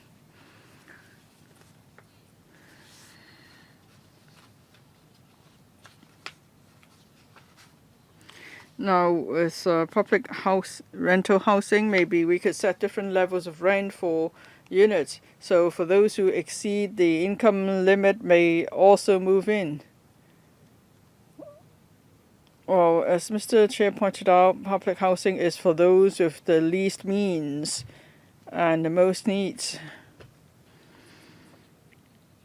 So if we set the asset and income limit, we want to go by the same criteria. Now, Mr. Chair said some people may exceed the income limit. So that's why we don't want people to lie flat. We want a housing ladder, so they won't lie flat or do less work, so they will meet the eligibility criteria. This is particularly important for young people. So we have made an effort. Now, for people, and particularly young people, I hope they want to have upward social mobility. In the policy address last year, measures were announced to help young people to buy their homes. And the housing authorities introduced 3 enhancement measures this year.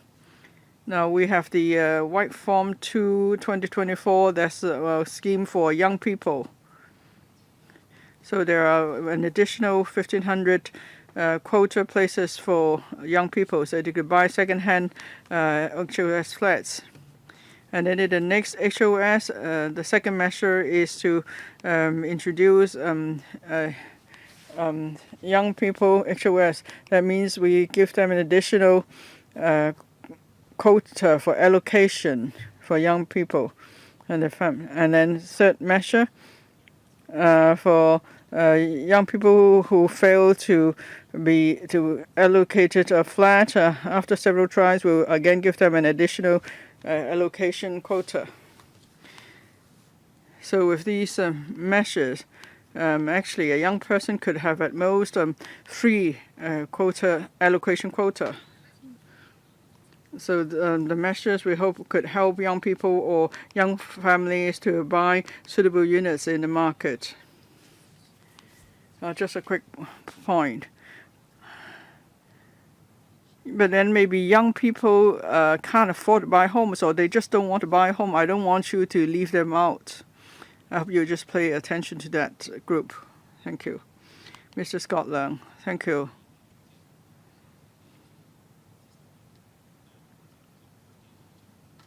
Now you go by the established mechanism with the review of the income and asset limits.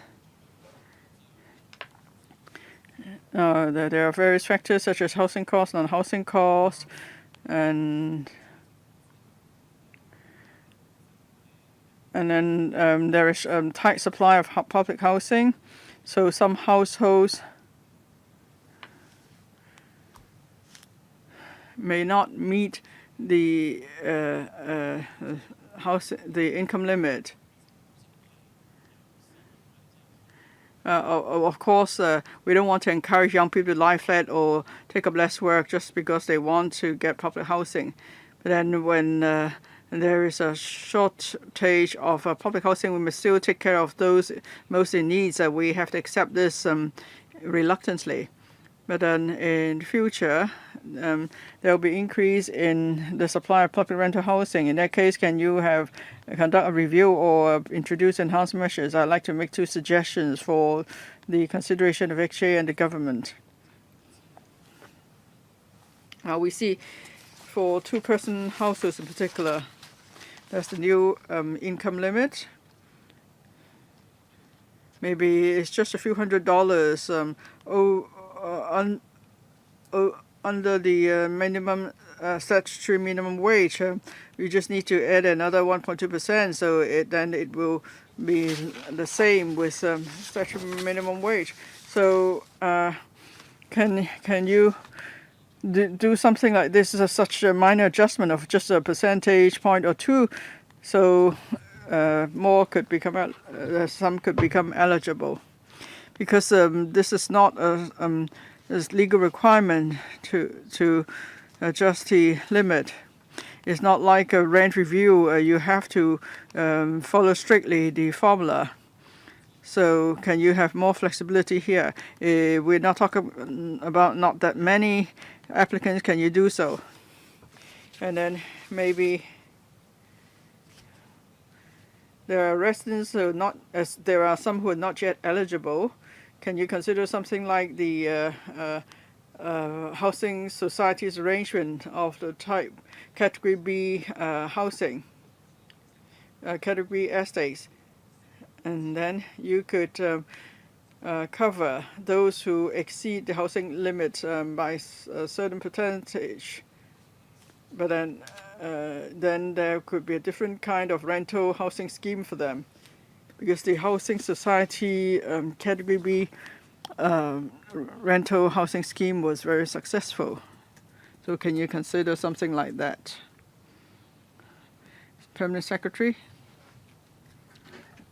Thank you, Mr. Leung, for your understanding.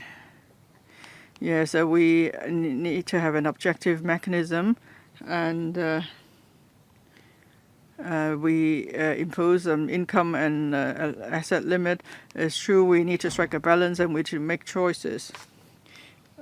Every time when we review the income and asset limit, of course, certain households may still be ineligible, but then there are other new households that may become eligible.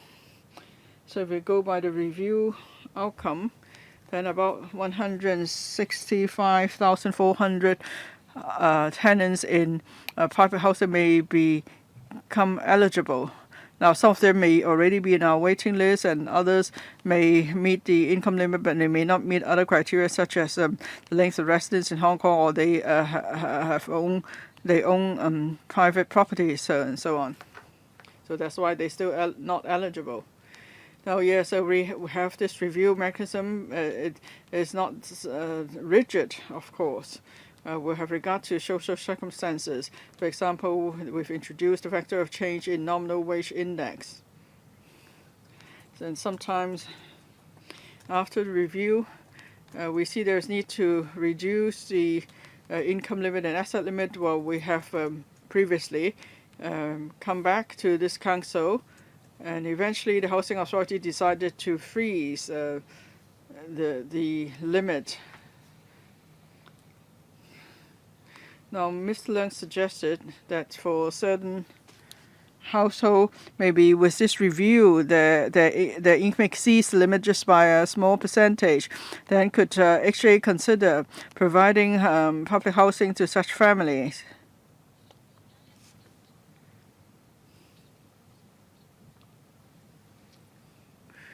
Well, actually, no longer has this allocation mechanism. Our housing society no longer allocates public rental housing, but rather it focuses on rehousing arrangement. Dr. Wendy Hong. Thank you.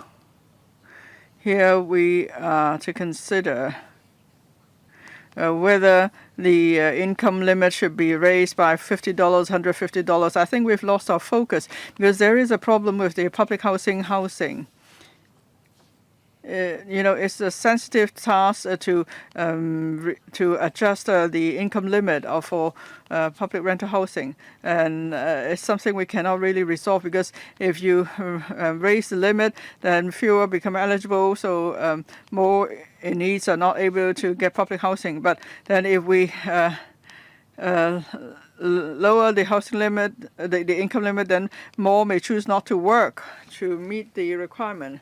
So either way, we cannot address the issue, because there is a problem with the public housing policy. So public rental housing is now the best choice for so many people want to get public rental housing. So it doesn't matter how much units we build, they will never meet the needs. I think what is important, if we have proper housing ladder, so we could people will no longer rely on public rental housing again. We need to break out of that kind of mindset. Otherwise, we can never build enough PRH units to meet the needs. And I think the income limit and the asset limit for well-off tenants should be linked. Right now, the income limit is linked to that for well-off tenants, so the adjustment is the same. And every time the income limit is increased, then the income limit and asset limit for well-off units, well-off tenants will also be increased, so they're able to stay longer. But then with the asset they own, they are more than able to leave the public rental housing system and buy their own properties. If we consider if we compare the well-off tenants and white form applicants, we find is really not reasonable. For a two-person household, if asset is does not exceed $2.02 million and income of below 100,000, they can still stay. But then for a white form applicant, the asset limit is $1.23 million and income limit is only $63,000.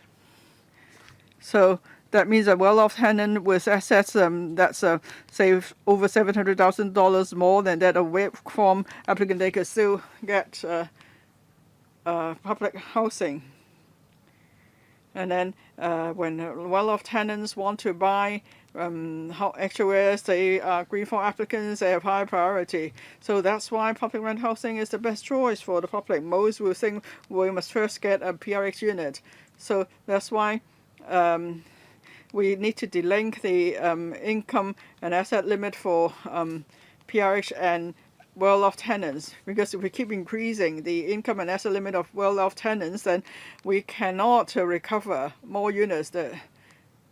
I think the limits for well-off tenants should be linked to the housing prices in the market.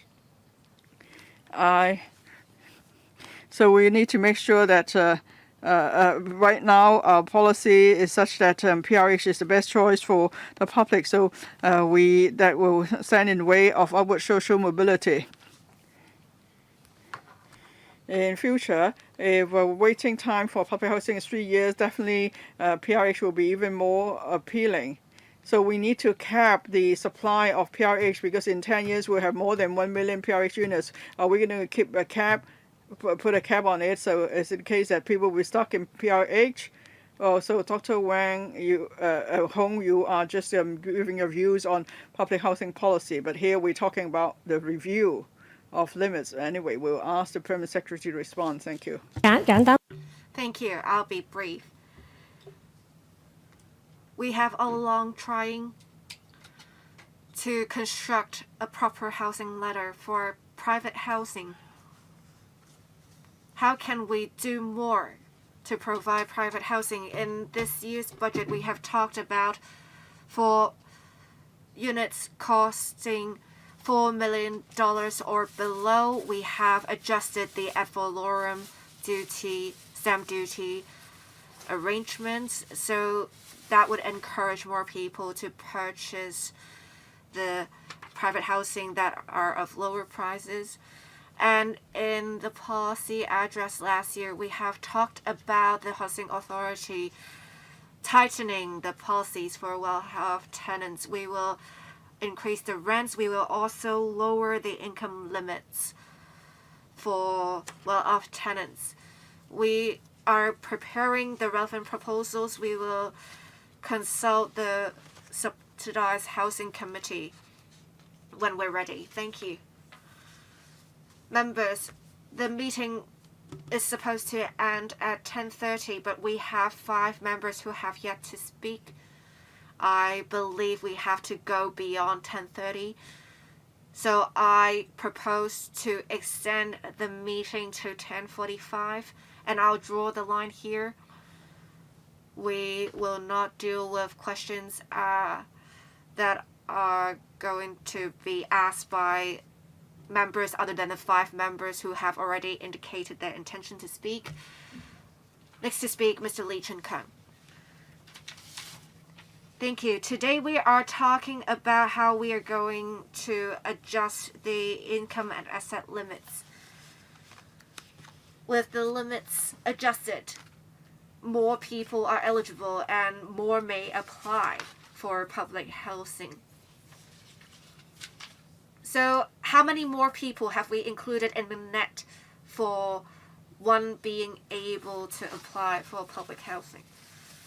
Whether you're adjusting the limits upwards or downwards, I think it's more important for you to have a good understanding of when or what the supply and the demand are.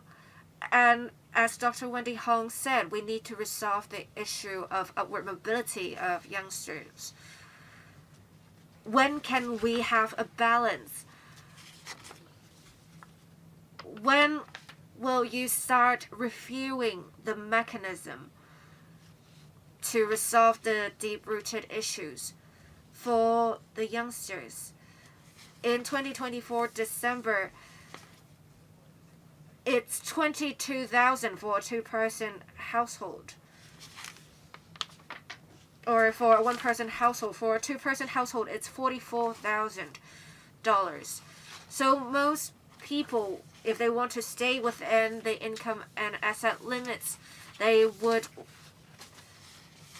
prefer public housing because they want a roof over their heads.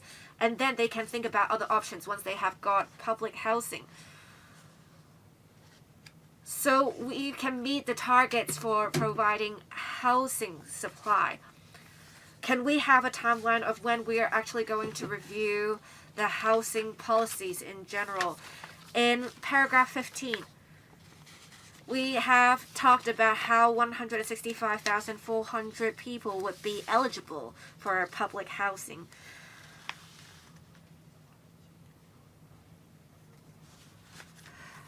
But we have 205,000 for,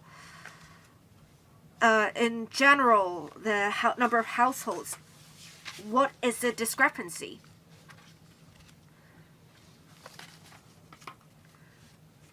Also, how will you deal with those who have exceeded income and asset limits, who cannot really afford private accommodation? Will you allocate more points to them by them, say, becoming volunteers in the community, helping children, elderly, or they have become community nannies? That you would have them still eligible for public housing, and that would in turn encourage the circulation of public housing. Thank you, Ms. Lee. It is said in the paper that we would have 165,400 non-owner-occupied households living in private housing that would meet the income criterion upon the adjustment of income asset limits. But as I said, this number has included households that have already applied for PRH and those who can meet the income criterion but not the other eligibility criteria. So it is difficult to say for sure how many more will actually apply for public housing with the adjustment of the income and asset limits. But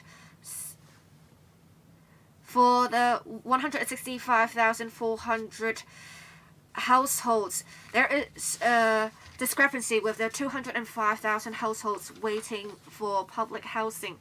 So we have some who are already waiting for public rental housing. We also have those staying in private housing that they would mix with other households when they apply for public rental housing. So it's hard to say why there is a discrepancy exactly.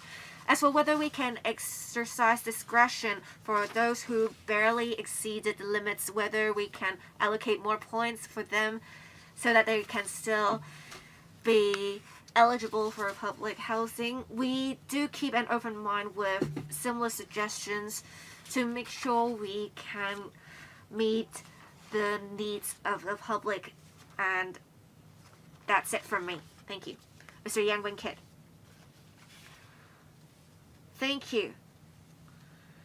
With the adjustment of the income and asset limits in accordance with the established mechanism, I have no problem with that. I have a problem with the actual mechanism. Let me take the example of two-person households. So you would have, upon adjustment, 20,230. So statutory minimum wage is $42.1. So every day one can, say, work for 7 hours. So I went on the Labor Department's website for, say, security guards. I think everyone can go onto the Labor Department's website. Security guards would get $13,500. For customer service officers, $20,000. For construction site workers, they would only get $10,000 also. So for these people with these occupations, should they be eligible for public housing? Well, even on the website, we do not see a single occupation with less than $13,000 in income. So most people would rather not work so that they can apply for public housing. So you may say that for a family, a couple who are both working as security guards, they would earn $13,000 each. What will they be able to afford? Subdivided units.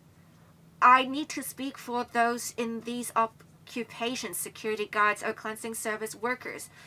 I think with the adjustment of income and asset limits, we should keep pace with the times. You can just go on to this website of the Labor Department, and you will be able to see the incomes of these occupations. So I think the figures here are unreasonable. The mechanism is unreasonable.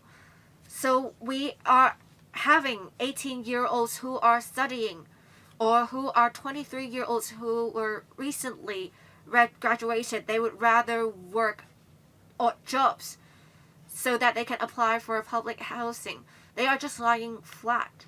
So we have those working grassroots occupations. The statutory minimum wage is $42.1. Honestly, I don't think it is even that easy to find a job that is paying $42.1 per hour. If one is a dishwasher, one will in general be paid $50 to $60 right now.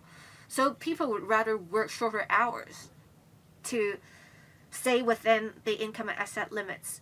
So I do accept the proposals because you are going with the established mechanism. I have nothing to say about that. But I think it is time for us to review the review mechanism to make sure we are meeting the needs of people who are most in need. And we need to think about how with adjustments, it doesn't really increase the number of people applying because that is the way that society works. Thank you. Permanent Secretary. Thank you, Mr. Yang. No, he is keen to help families in need. We need to make a choice. No, it doesn't matter. Whatever level we set the income or asset limit, there will certainly be households who just exceed the limits, therefore they're not eligible. So we believe the criteria so far are still the most objective, so we could help the families most in need to apply for PRH.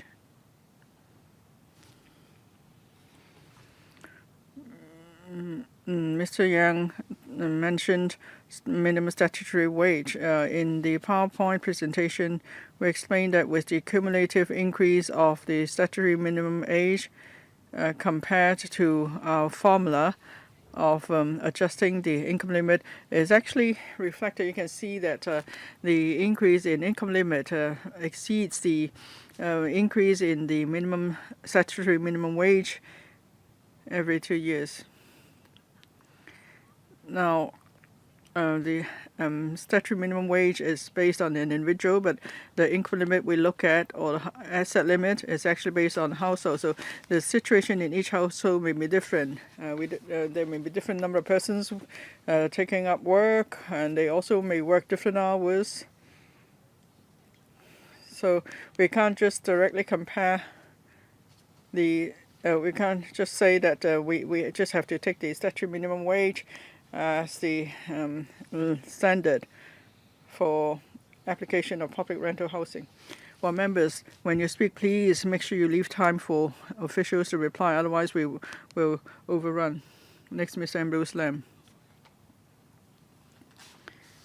Thank you. Many members have spoken. And it seems that government should immediately conduct a review, but at the same time, listening to the administration's explanation, we know there are limited resources, and we need to make sure the most in needs receive housing. But then the current housing policy encourages people, particularly young people, to lie flat, because if they do take up work, even the income of one person alone will exceed the limit. And if the young people are living together with parents and their parents can't work either. So it's more than about lying flat. It's more than about just working 3 days in a week instead of 5 days. No, it's not that. But rather, they will ask employers, can you pay me cash so they can cheat the government and then can lower their income level. And so we're encouraging people to cheat, and we shouldn't encourage that. Can I make a suggestion? Now, there are public housing estates in different locations with different qualities, so maybe you could increase the income limit for different locations. Or maybe the income limit could have reference to the poverty line or the average the income per capita. Now, because I've seen people breaking the law like that, so it's real. Permanent Secretary. Thank you, Mr. Lam. First of all, we don't encourage people to lie flat, definitely. That's why, in response to an earlier question, I said that the government takes this very seriously. In particular, young people or those who are able to move up the social ladder, we hope they won't apply for public housing. So public housing is for those with really low income or who really cannot afford private housing or private rental housing.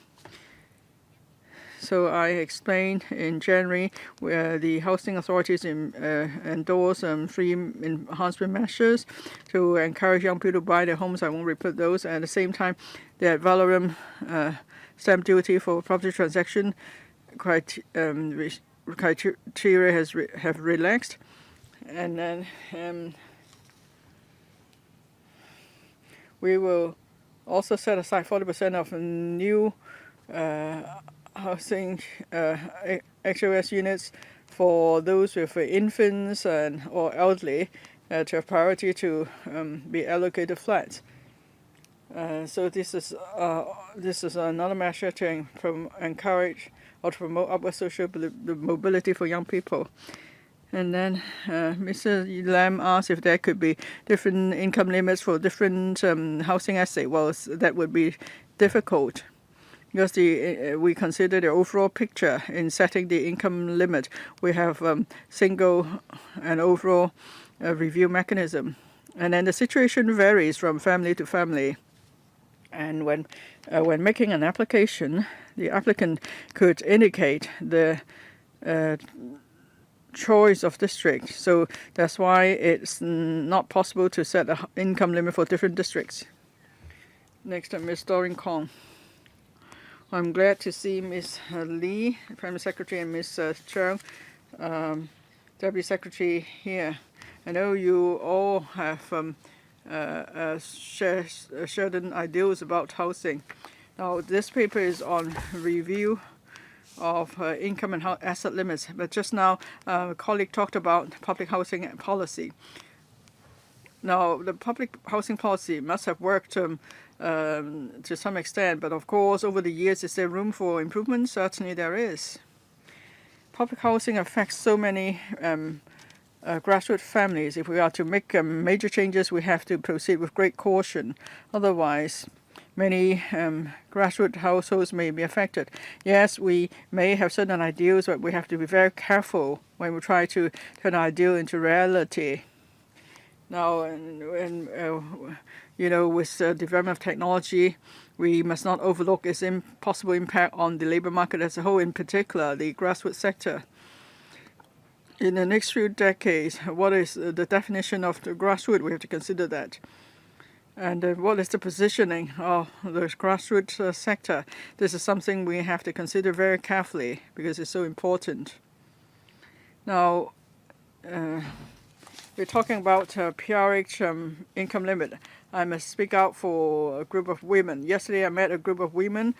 Some are living in public PRH, some are applying for PRH. Say with the 2-person income limit is now to be adjusted to $20,230. Just now, some members mentioned that if we're talking about a couple, with such an income limit, not both of them could go out to work. Yesterday, some women told me, they told me, well, my husband takes up a low-paid job, I take care for children, but actually I really want to realize our potential. I want to have my own career, however low-paid. I want to go and learn something. But then with the income limit, I think probably in this case, the lady was family was applying for a PRH. So with the income limit, I can't get a full-time job. I can only get a part-time job, and it's not so easy to get a part-time job because we need to take care of their children. So on the 25th of every month, the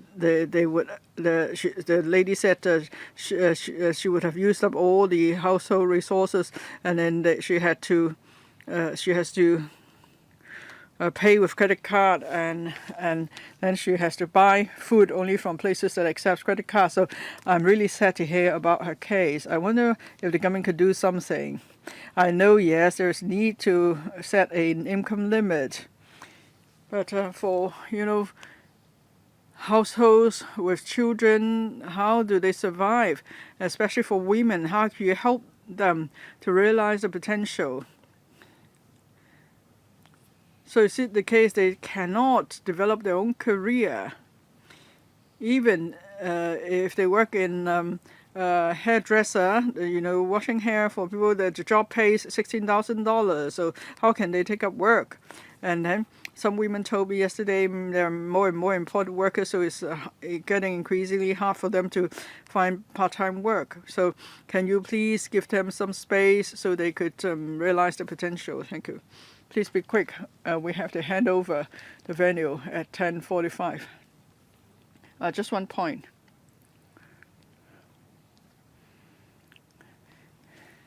Now, a 2-person house, or a husband and wife and 2 children, that's a 4-person family. So the income limit should be higher. It's just the same too for asset limit. Anyway, we've heard Ms. Kong's views. We want to provide more labor supply in the market, and we've heard you. Thank you. Next, Mr. Kwok Wai Keung. I'll try to let you finish the meeting in time.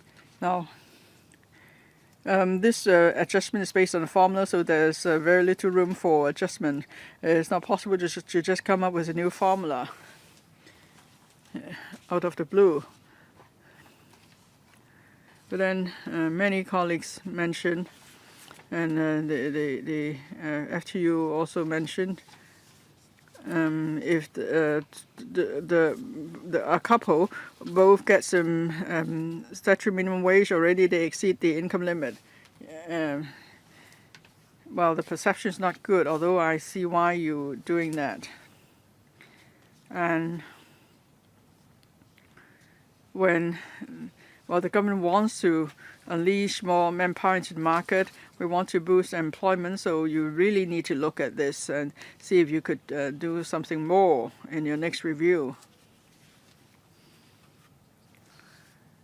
And with the current public housing policy, does it encourage lying flat, and do we need to impose a cap on PRH supply or public housing supply? Well, unless there's a fundamental change to the public housing policy, otherwise there's really no room to cap supply. Now, FTU suggested that we can have subsidized housing that's segregated from the rental housing market. Otherwise, if people buy a property now, it's like they are just paying heavy taxes. They have to support the survival of banks and developers. They have to pay stamp duty. Of course, the stamp duty has been relaxed, but still, it's very expensive to buy a home now. That's why there's a reason why we need public housing. And we support having public housing. Is about, giving wealth back to the public. In Singapore, people are able to save on housing. That's why they're able to spend more freely. But then if more and more people have to buy homes, so they have limited resources, or they're just spending all the money on mortgage repayments, then actually there will be less consumption. So we need to pay attention to that. Mr. Kern, we have gone past 10:45. I believe you were just expressing views anyway. I think they can respond to your views after the meeting. Thank you, Permanent Secretary and the team. Any other business? If there's no other business, meeting adjourned.